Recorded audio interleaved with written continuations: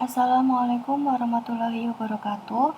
Kami dari kelompok DART kali ini akan membahas mengenai bubble sort.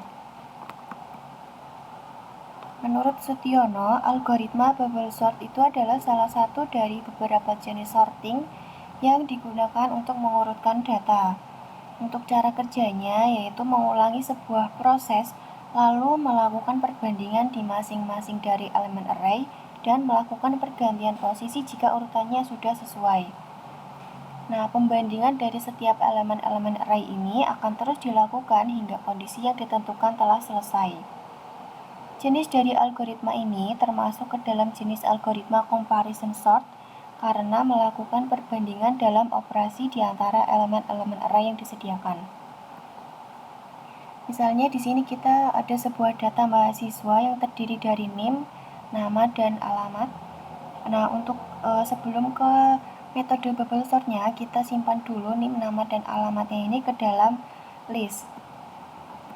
Nah, untuk menyimpannya bagaimana? Untuk menyimpannya sebagai list itu kita bisa menggunakan kata kunci var, kemudian kita tuliskan nama listnya dan menggunakan kurung siku untuk mengisikan data-data dari list. Misalnya ini ada contoh programnya yaitu var untuk name-nya kita beri nama list name, kemudian kita isi dengan 195234, 195221, 195227 dan terakhir 195230. Nah, untuk nama kita simpan ke list nama yang isinya ada Vina, Vika, Reza, dan Adit. Untuk alamatnya kita menggunakan nama list alamat yang isinya ada Kudus, Jepara, Semarang, dan Demak. Nah, ini berarti ketika di print seperti ini berarti dia sudah tersimpan sebagai list. Lalu bagaimana jika kita ingin menambah satu data mahasiswa lagi? Misalnya kita akan menambah mahasiswa Dodi yang dari Magelang dengan NIM-nya 195235. Untuk di Dart kita ada metode add. Untuk sintaknya kita tuliskan nama listnya dulu, kemudian titik, add sama dengan kemudian kita isikan value-nya yang akan ditambahkan. Nah, untuk 195235 ini berarti nanti dia akan kita tambahkan ke list name. Ini untuk penambahan data dari Dodi. Untuk Dodi berarti nanti dia akan masuk ke list nama, dan Magelang berarti dia akan masuk ke list alamat. Kemudian jika kita print, nah dia akan menambah ke di indeks list yang terakhir.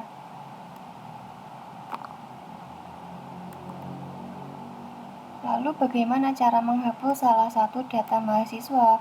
Misalnya kita ingin menghapus mahasiswa Vika dari Jepara dengan NIM-nya 195221, kita menggunakan metode remove add. Nah, untuk remove add ini kita mengaksesnya menggunakan indeks. Nah, untuk sintaksnya kita tuliskan nama listnya yang ingin kita hapus, kemudian titik, remove add, kemudian indeks ke berapa. Misalnya untuk Vika ini kan NIM-nya 195221. 195221 itu dia terletak di list name dan indeks ke 1. Untuk menghapusnya berarti kita tuliskan nama listnya yaitu list name, titik, remove add, dan kita tuliskan indeksnya yaitu indeks ke 1.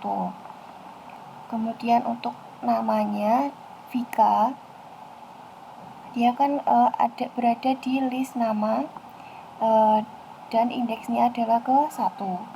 Berarti untuk menuliskannya kita tulis namanya yaitu list nama,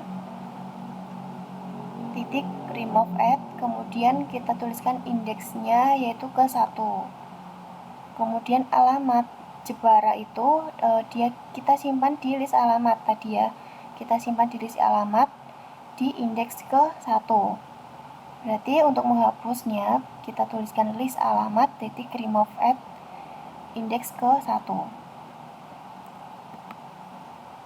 Jadi untuk name-nya, untuk name, nama, dan alamat ini hanya berisi 4 data ya. Tadi kan pas di awal dia ada 5 data, kemudian ketika kita hapus 1 berarti dia menjadi 4 data untuk masing-masing name, nama, dan alamat. Kemudian bagaimana cara mengubah data di list?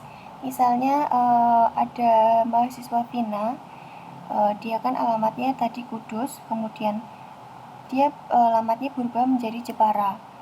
Untuk mengubah datanya dari Kudus ke Jepara, ini sintaksnya kita tuliskan nama listnya, kemudian kurung siku, indeks ke berapa, kemudian sama dengan kita isikan value-nya yang akan kita rubah.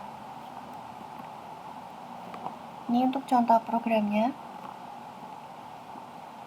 Kita tuliskan nama listnya, karena yang ingin dirubah adalah alamat, berarti kita tuliskan nama list alamatnya, yaitu list alamat. Kemudian untuk indeksnya, dia kan Kudus. Di list alamat ini Kudus itu ada di indeks ke-0. Nah, kemudian kita isi Jepara. Ini untuk supaya nanti dari Kudus itu jadi Jepara. Ini ya, ketika kita print, alamatnya sudah berubah jadi Jepara. Lalu bagaimana mengurutkan list menggunakan metode bubble sort? Sorting list bubble sort itu adalah metode pengurutan algoritma dengan cara melakukan penukaran data secara terus-menerus sampai bisa dipastikan dalam suatu iterasi tertentu tidak ada lagi perubahan atau penukaran. Jadi untuk bubble sort itu nanti dia akan membandingkan dari indeks yang satu dengan indeks yang sebelahnya. Misalnya nanti dia akan membandingkan dari indeks ke-0 dengan indeks sebelahnya, berarti indeks ke-1 dan seterusnya. Ini untuk contoh programnya. Misalnya kita akan mengurutkan name, tadi kan kita simpan di list name ya. Nah, ini untuk programnya kita menggunakan for dan if. Kita tuliskan dulu variabel n itu sebagai panjang data. Nah, untuk menentukan panjang data di Dart itu kita menggunakan kata kunci length. Jadi nanti ketika kita print si n ini, hasilnya adalah 4. Kemudian